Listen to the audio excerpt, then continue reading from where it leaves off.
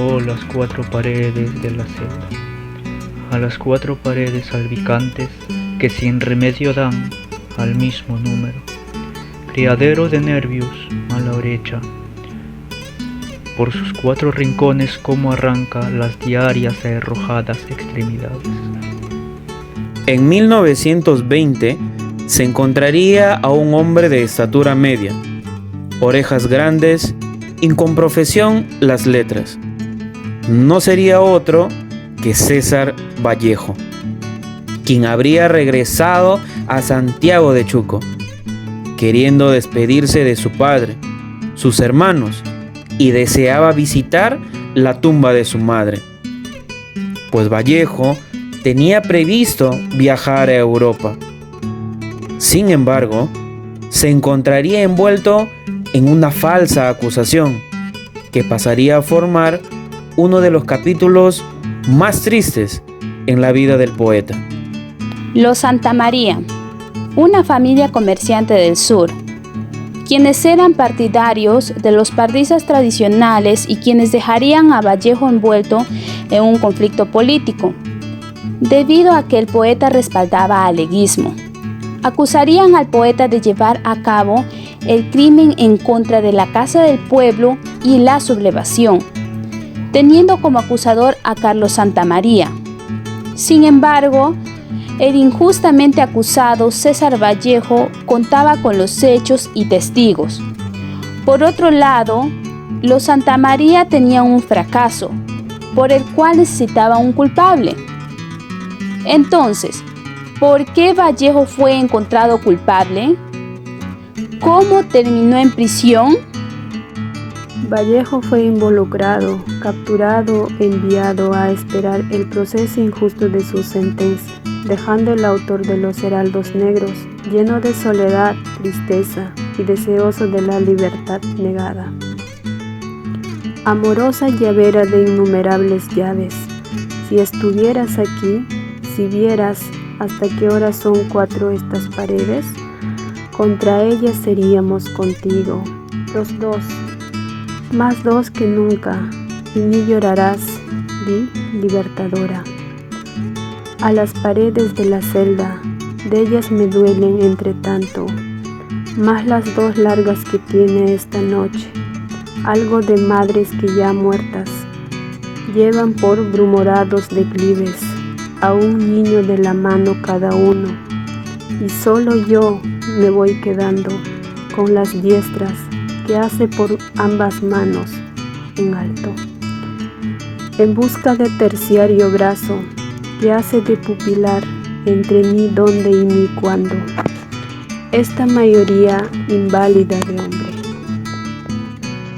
El presidente Leguía ordenó la prevalencia de la gente del pueblo en los cargos institucionales. Carlos Santamaría pasaría a ser víctima de esta disposición política, por lo cual encargaría al alférez de apellido Dubois hacerse cargo de quien ocuparía su lugar como nuevo subprefecto, Ladislao Mesa. Dubois y un pelotón armado, tras la falsa protesta de salarios bajos e impagos, y cuyo objetivo era derribar la autoridad de Ladislao Mesa, entraron a la ciudad de Santiago de Chuco el 1 de agosto de 1920. Ya comenzaba el plan en contra de Mesa. César Vallejo, envalentonado, y otros desarmados intentarían detener a Dubois, el cual tenía por objetivo llegar cerca de Ladislao Mesa y hacer que lo asesinen, para luego tapar el acto con una supuesta rebelión de los vecinos y del nuevo subprefecto, del cual él se habría hecho cargo. Sin embargo, Antonio sacrificándose y Pedro Losada abatiendo al pelotón de Dubois, detendría la conspiración de Santamaría y salvarían a César Vallejo. En el paso de estos hechos se incendiaría la propiedad de la familia Santamaría. Martín Céspedes, juez que debía encargarse del proceso de la demanda a Dubois y acompañantes por la revuelta e incendio en Casa de Santa María, y quien tenía como testigos a Vallejo, Pedro Lozada, entre otros. Fue interrumpido por el nombramiento de un nuevo juez ad hoc, el doctor Elías Luna Victoria. Fue así que el 24 de agosto de 1920 los testigos pasarían a ser los acusados. Más tarde, el fiscal promotor Rodolfo Ortega indicaría en el Tribunal Correccional que se falsificó su firma para los actos en contra de César Vallejo. Vallejo, ante las acusaciones, fundamenta una detención por arbitrariedad, debido a que el momento de su captura no se les indicó el motivo. Además, indicaría que al estudiarse el caso únicamente habría un móvil político y de baja honradez moral por parte de sus agentes. El poeta pidió que se tome en consideración que fue una muchedumbre que asaltó la casa de los Santa María en protesta por el fallecido Antonio Ciudad. Por ello, era difícil señalar al culpable, pidiendo así libertad condicional y consecuentemente se haga bajo fianza, señalando que las acusaciones de los Santa María era para que se alejaran de Santiago de Chuco y de la acción política en esa provincia. Nadie se esperaría el giro que tomaría la sentencia de Vallejo cuando aparece una declaración firmada, en la cual se le indicaba como autor de los crímenes, lo cual le bastó al juez ad hoc para dar sentencia. Pero, ¿quién declararía tal infamia? No sería otro que el analfabeto Pedro Lozada, quien, a su llamado para reafirmar la declaración, llegaría muerto. Así, el poeta tuvo que pasar un total de 112 días con sus noches en prisión. Más tarde recibió la visita de su amigo Antenor Orrego, quien describiría luego el deplorable estado de Vallejo y su desesperación. El momento más grave de mi vida acontece cuando duermo de día. Y otro dijo, el momento más grave de mi vida ha estado en mi mayor soledad. Y otro dijo, el momento más grave de mi vida fue mi prisión en una cárcel del Perú. Poema 41 del poemario Trilce. La muerte de rodillas mana, su sangre blanca que no es sangre. Se huele a garantía, pero ya me quiero reír. Murmúrase algo por allí, callan. Alguien silba a valor de lado. Y hasta se contaría un par 23 costillas que se echan de menos entre sí. A ambos costados se contaría en par también toda la fila de trapecios escolta.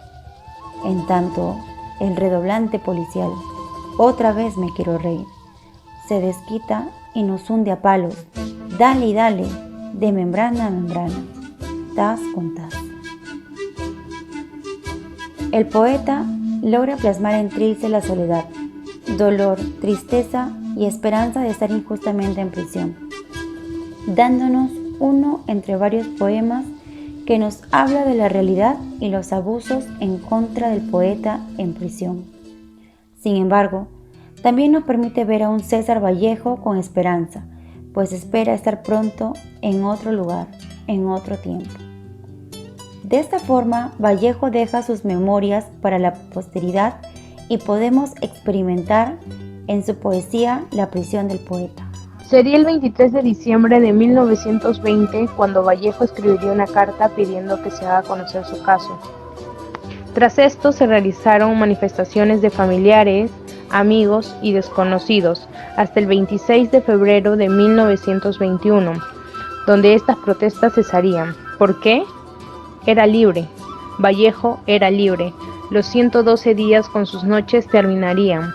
Fueron los que gritaban vivas de aliento, como también algunas protestas en contra de la administración de justicia, quienes harían llegar la orden al alcaide del penal. Al fin, se abren los cerrojos que aprisionaban al poeta.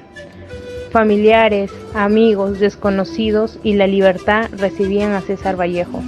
En 1925 se inicia una de las etapas más hermosas de la vida de Georgette. Viene de lejos, un hombre feo pero un ser luminoso. Era nada menos que César Vallejo Mendoza.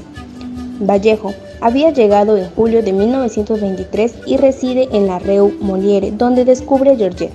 En febrero de 1927, al caer la noche, Georgette conoce a César. Con el transcurso del tiempo, estos dos seguían su amorío a escondidas, pero al enterarse la madre decide llevarse a su hija, lejos de Vallejo. El 12 de noviembre de 1928 muere la madre de Georgette. En Santiago de Chuco, un día de abril, y después de muchas lluvias intensas, se suspira el alivio porque han calmado las inclementes tempestades de marzo. El sol luce esplendoroso en los tejados. Las vigas y los aleros de las casas empiezan a crujir estirándose después de los largos meses de somnolencia y de temblar acurrucados bajo los aguaceros. Ya era de esperarse, por su delicada salud, un Viernes Santo del 15 de abril de 1938 murió César Vallejo en París. César Vallejo, quien nació, se crió, luchó y añoró siempre un Santiago de Chuco, tierra a la cual amó entrañablemente. Falleció teniendo siempre la razón a los 46 años. Murió, escribe Juan Larrea, quien presenció su muerte, sin aspaviento alguno, honradamente, con la misma dignidad con que había vivido.